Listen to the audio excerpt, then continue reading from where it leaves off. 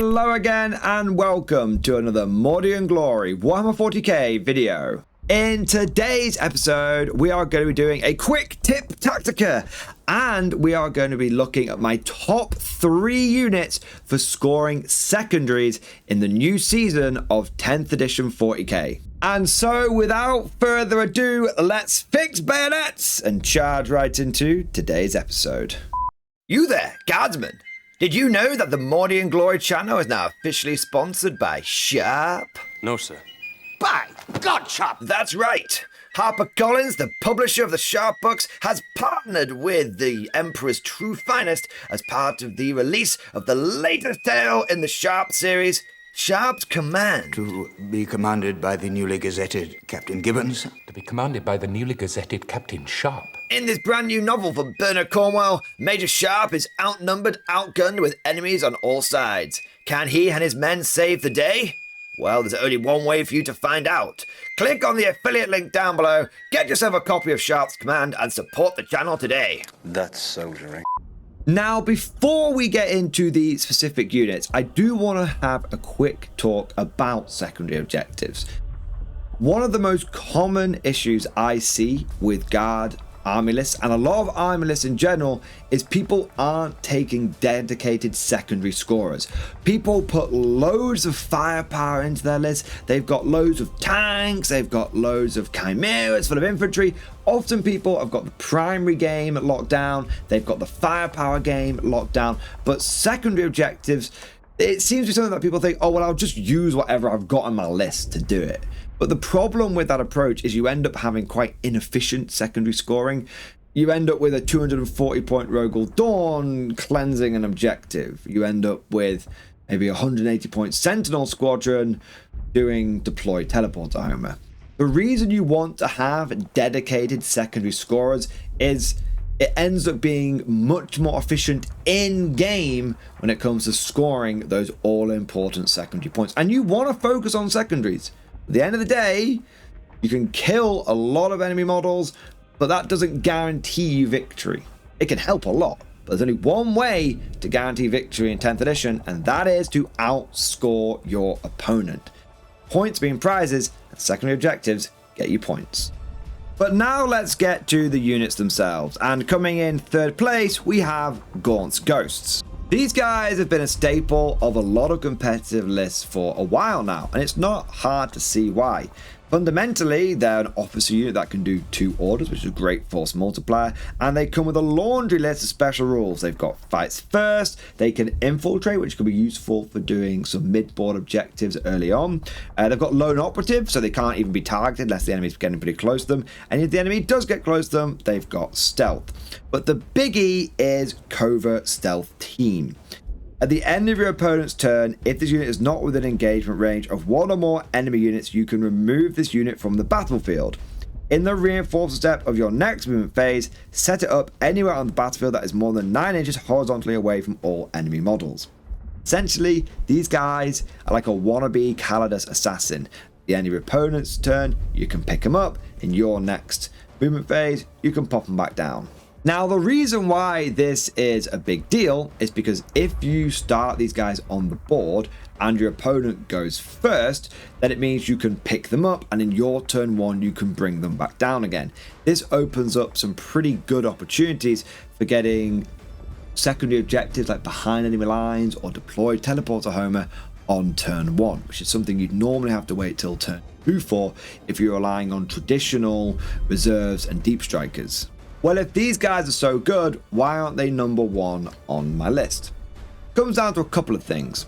Firstly, the price. They are 100 points. That's kind of expensive for a single unit. You don't want to be spending too many points on scoring secondary objectives because then it's going to start cutting into your firepower and your primary game. You want to season your army with these kind of things. If you take Gaunt's Ghost, it very well may be the only points you have in your budget to go for secondaries. And sure, it's all well and good being able to get behind enemy lines turn 1, but that kind of relies upon A, your opponent going first, which isn't going to happen all the time, B, your opponent not screening you out. And most people who play guard, or play into guard I should say, who are experienced playing into the faction, don't leave you many spaces to deploy your units in. And then you've just got the fact that you might not draw that objective turn 1. It's one of many objectives in the deck. So you've got this unique ability, but there are a lot of factors, a lot of battlefield situations that are going to occur that make this unique selling point something you can't actually enact on the tabletop. So it's a good ability, and they're a good unit, and they have a lot going for them, but their main selling point has a lot of barriers to it. Moving on to unit number 2, getting the silver medal on our podium, we have the Tempestus Scions, the Scholar Progenium, the Glory Boys, the big toy soldiers. Stormtroopers are a classic secondary objective unit for the Guard, and they've had a bit of a buff recently, going down from 55 points to 50 points for a 5-man squad. Now the big thing about Scions is they can deep strike, so you can put them in reserve at the beginning of the game, and turn 2 onwards they can start teleporting down, and as long as they're 9 inches away from the opponent, they can land there. With them being on 25mm bases as well as them being only a 5-man squad, you can find it quite easy to squeeze Scions into gaps, and it's quite difficult for your opponent to screen them out. And if they do screen them out, there's a good chance they're going to be spreading themselves quite thin as well.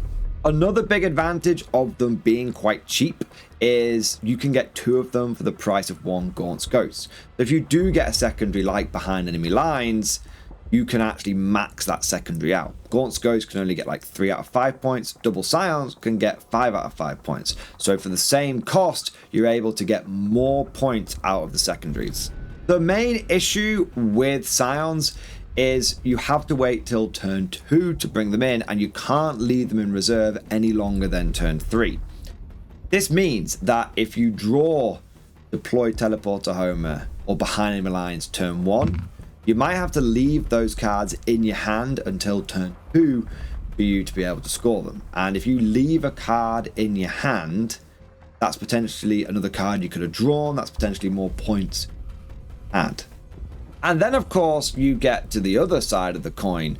But what happens if it gets to turn 3, you've got to bring these guys in and you haven't drawn the secondary that you're aiming for with them. And you just know, sod's law, you're going to deep strike these guys down in the enemy deployment zone, hoping that they don't die. Of course they then do die because they're basically 5 guardsmen. Turn 4 rolls around and you draw that secondary card. That would have been perfect.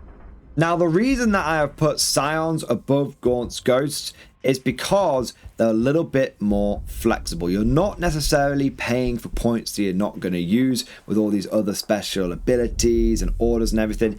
And at the end of the day, if you're really tight for points but you need a unit that can score secondaries well, you can just put 1 unit of Scions in, 50 points, and it still seasons your list with secondary scorers, and it still covers you for that aspect of the game. But speaking of cheapness, and maybe this is just an aspect of me being a tight-fisted bastard, but now let's get to our number 1 secondary scorer.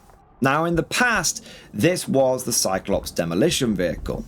The reason that was a unit for scoring secondaries is because it was cheap and it could still do things like deploy Teleporter Homer. Now the Cyclops is no longer in my top 3. It's not a bad unit, but because it has OC0 and therefore it can't do things like Teleporter Homer, it's not in the top 3 anymore. Replacing it, we have the Pseudo-Cyclops, aka the Commissar. Commissars are only 30 points. They are cheaper than Scions. They are way cheaper than Gaunt's Ghost. You can get 3 Commissars for the price of 1 Gaunt's Ghost unit. I know they don't have Deep Strike. You have to put them in regular strategic reserve. And yes, that means you might have to wait till turn 3 before you get those things like behind enemy lines. But at the end of the day, you can put 2 of these guys in your list for 60 points. It's for basically the same price as a Scion squad. A little bit more, but similar ballpark. And that covers you in a really budget capacity. That covers you for secondaries. For less than 5% of your total points allowance in a 2k army, you can have your secondaries covered off. And at the end of the day, because it's literally a single dude on his own, it's incredibly difficult for your opponent to screen that out. He's just going to sneak in the backfield and just casually flick that teleporter home in there. They can try and cover off their deployment zone, but if they do that, they're actually playing into your hands because they'll be spreading out so much. That's going to be less stuff pushing forward into the mid board.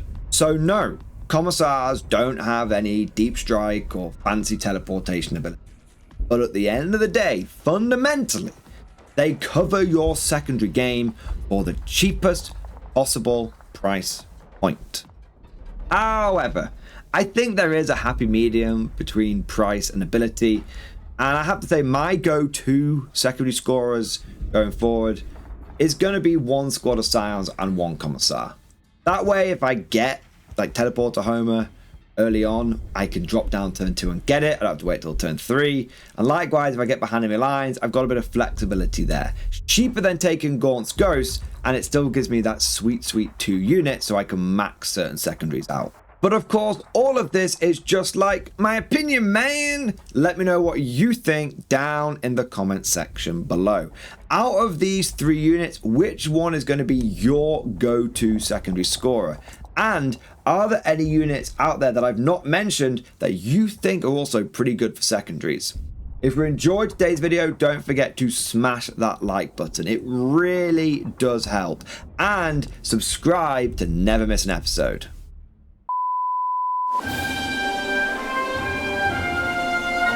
Would you like to know more? If so, then please consider becoming a channel member or patron.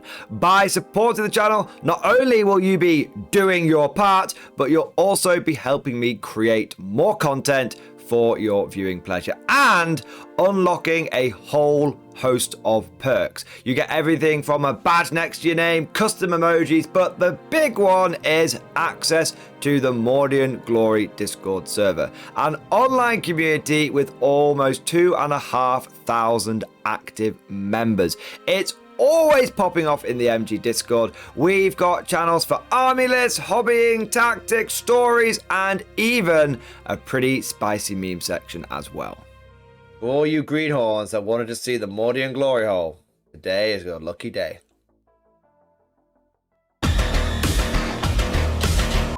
And joking aside, I do want to say a massive thank you to all of the current channel members and patrons.